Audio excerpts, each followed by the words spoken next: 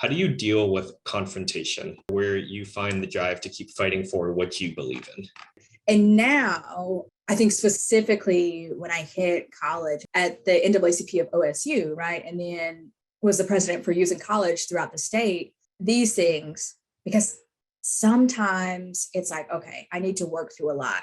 But if I'm being honest, I'm one of those people that's like, okay, this is my job and I got to do it. so in the professional sense, should I say, it was literally just understanding that like, I've got this title, I've got this role now. And it was bestowed upon me because someone felt like my voice was powerful. And so if I don't use it, then I'm doing this job and the people that I'm advocating for and with a disservice. And in the beginning, right, specifically in college, for me, that looked like I then became a really good advocate for everybody else and was a really bad advocate for myself. I lost my voice in the work for a long time. So then it looks like me having to actually say like, okay, well, one, just because I'm doing this advocacy and I am a part of these groups does not mean I'm advocating on behalf of myself because, like I said, really good at compartmentalization. So sometimes it just looked like being Black or just looked like being Muslim or just looked like being queer or gender diverse. And so being able to use that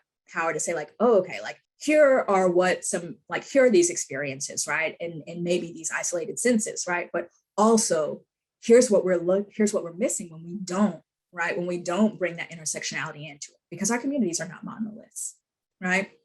And so that helped me say like, oh, okay, well, I can also say the thing about myself too, right? I can also advocate on behalf of myself.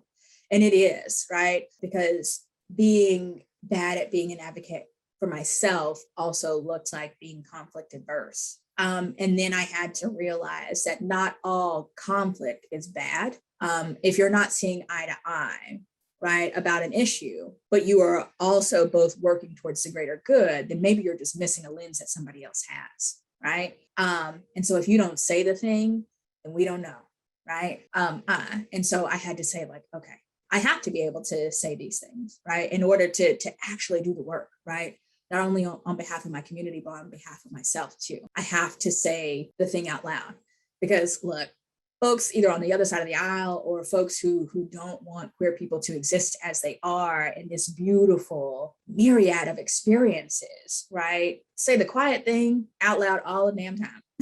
And so if they can do that and not think twice about it, then I too can do that, right? Then we can do that. Also realizing that sometimes it does feel like every battle is yours because you're the only person that can be there. But sometimes taking rest, taking a step back, right? Saying like, I'm not going to address it now, but it doesn't mean that it doesn't get addressed. It doesn't mean that we don't continue to do the work, right? Understanding that too, because rest for all of us is very, very fundamental to be able to show up. Because if we can't show up for ourselves, if we can't protect these vessels that we're in, then we can't show up. We can't show up in the community, right? I think that's one of the foundations of organizing is that if I can't build and implement what I'm trying to build in the community within myself, then it's not going to work in the community.